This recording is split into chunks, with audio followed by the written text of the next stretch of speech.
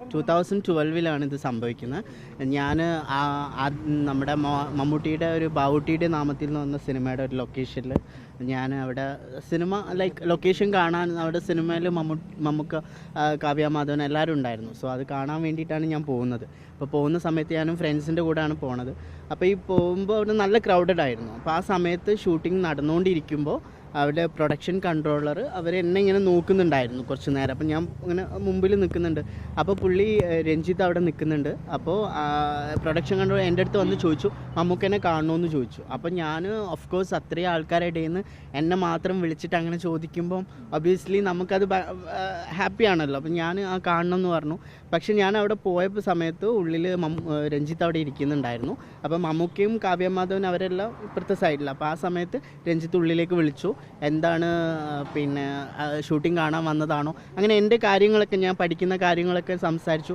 ആ സമയത്ത് പുള്ളി എന്നോട് പറഞ്ഞു, ഞാൻ അപ്പം പുള്ളിയുടെ എല്ലാ സിനിമകളും കാണാറുണ്ട്. അപ്പോൾ ആ ഒരു സന്തോഷത്തിൽ ഞാനും പിന്നെ പുള്ളീൻ്റെ അടുത്ത് അങ്ങോട്ട് സംസാരിച്ചു. അപ്പോൾ പുള്ളി എന്നോട് പറഞ്ഞു, ഞാൻ ഇപ്പോൾ കുറച്ച് തിരക്കിലാണ്, എനിക്ക് നിന്നോട് സംസാരിക്കണം പേഴ്സണലായിട്ട്, ഞാൻ നമ്പർ തരാമെന്ന് പറഞ്ഞിട്ട് ടിഷ്യൂ പേപ്പറിൽ പുള്ളിയുടെ നമ്പർ എഴുതി തന്നു. അപ്പോൾ നമ്പർ എഴുതി തന്നപ്പം ഞാൻ അപ്പോഴും ആക്ച്വലി ഞാൻ വണ്ടറായിരുന്നു. കാരണം അത്രയും വലിയൊരു ലിജൻഡ് ഡയറക്ടർ പുള്ളിയുടെ നമ്പർ എനിക്ക് തരിക എന്നൊക്കെ പറയുമ്പോൾ ഭയങ്കര ഹാപ്പിയായി. ഞാൻ നമ്പർ വാങ്ങിച്ചു, ഞാൻ വീട്ടിലേക്ക് പോയി.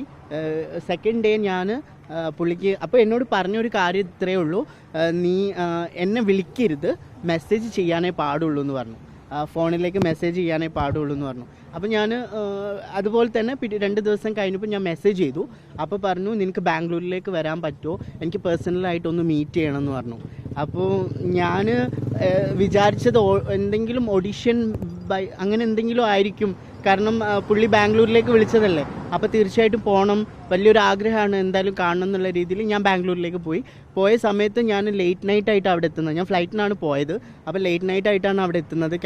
ബാംഗ്ലൂർ എത്തിയപ്പോൾ പുള്ളി താജ് ഹോട്ടലിലാണ് റൂം എടുത്തിട്ടുണ്ടായിരുന്നത്. അപ്പോൾ എന്നോട് അങ്ങോട്ട് വരാൻ പറഞ്ഞു. ഞാൻ റിസപ്ഷനിൽ എത്തിയപ്പം ഓഫ് കോഴ്സ് ഞാൻ 21, ആ സമയത്ത് 21-22 ഏജ് ആയിരുന്നു എനിക്ക്. അപ്പോൾ ആ സമയത്ത് അവരെന്നെ വിസിറ്റേഴ്സ് അലൗഡ് ചെയ്യില്ല എന്ന് പറഞ്ഞു റൂമിലേക്ക്. കാരണം എൻ്റെ പ്രായം, ഞാൻ കുറച്ച് ചെറുതായിരുന്നു ആ സമയത്ത്. അപ്പോൾ അലൗഡ് ചെയ്യില്ല എന്ന് പറഞ്ഞപ്പോൾ രഞ്ജിത്ത് എൻ്റെ അടുത്ത് ഫോണിൽ പറഞ്ഞു, നീ ഒരു കാര്യം ചെയ്യും, ഞാൻ രഞ്ജിത്ത് സാറെന്നൊന്നും വിളിക്കുന്നില്ല, because the way how he treated me, അതൊരിക്കലും he's not deserving that respect അല്ലേ. അപ്പോൾ അതുകൊണ്ട് ഞാൻ അങ്ങനെ വിളിക്കുന്നില്ല. പുള്ളി എന്നോട് പറഞ്ഞു, നീ അവിടെ ഒരു കോഫി ബാർ ഉണ്ട്, കോഫി ബാറിൻ്റെ ബാക്കിൽ സ്റ്റെയർ കേസ് ഉണ്ട്, ഇതൊരു 5 സ്റ്റാർ പ്രോപ്പർട്ടിയാണ്. അവിടെ ഒരു റിസപ്ഷനിസ്റ്റോ അല്ലെങ്കിൽ സെക്യൂരിറ്റിയോ ഒന്നും അറിയാതെ പുള്ളി ബാക്കിലൂടെയാണ് എന്നോട് വരാൻ പറഞ്ഞിരിക്കുന്നത്. അങ്ങനെ ബാക്കിൽ പുള്ളി പറഞ്ഞ രീതിയിൽ ഞാൻ എക്സിറ്റ് വഴി സ്റ്റെയർ കേസ് കയറി 4th ഫ്ലോറിലെത്തി. 4th ഫ്ലോറിൽ പുള്ളിയുടെ റൂം നമ്പർ എനിക്ക് അയച്ചു തന്നിട്ടുണ്ടായിരുന്നു. ഞാൻ പോയപ്പം പുള്ളി കാഷ്വലായിട്ട് റൂമിലുണ്ടായിരുന്നു. പുള്ളി ആൽക്കഹോളിക് കൺസംഷൻ ചെയ്തിട്ടുണ്ടായിരുന്നു, വോഡ്ക എന്തോ കഴിച്ചിട്ടുണ്ടായിരുന്നു. അപ്പോൾ എന്നെ വിളിച്ചു, ഒരുപാട് സന്തോഷമായി കണ്ടതിൽ. അപ്പം ഞാനും ആക്ച്വലി ഭയങ്കര വണ്ടറായിരുന്നു, കുറച്ച് നെർവസും ആയിരുന്നു. കാരണം ആദ്യമായിട്ടാണ് ആൽക്കഹോൾ കൺസംഷൻ ചെയ്യുന്ന ഒരാളെടുത്തിരിക്കുന്നത്. അങ്ങനെ പുള്ളി എന്നോട് പറഞ്ഞു, എനിക്ക് നിന്നോട് കുറച്ച് കാര്യങ്ങൾ സംസാരിക്കാനുണ്ട്, will you have A drink എന്ന് പറഞ്ഞിട്ട് പുള്ളി എനിക്ക് കുറച്ച് ഒഴിച്ച് തന്നു. അപ്പോൾ കുടിക്കാനൊരു മടി ഉണ്ടായിരുന്നു. പക്ഷേ ഏതൊരു പയ്യന്മാരെ പോലെയും ഞാനും ഒരുപാട് ആഗ്രഹിച്ചു, ഓഫ് കോഴ്സ് സിനിമയിലൊരു ചാൻസ് കിട്ടുമല്ലോ, ഇത്രയും വലിയൊരു ഡയറക്ടർ ഇൻവൈറ്റ് ചെയ്തതല്ലേ, ഞാൻ കഴിച്ചു. അതിന് ശേഷമാണ് പുള്ളിയുടെ അപ്രോച്ചൊക്കെ മാറിയത്. പുള്ളി എന്നോട് ന്യൂഡാവാൻ പറഞ്ഞു.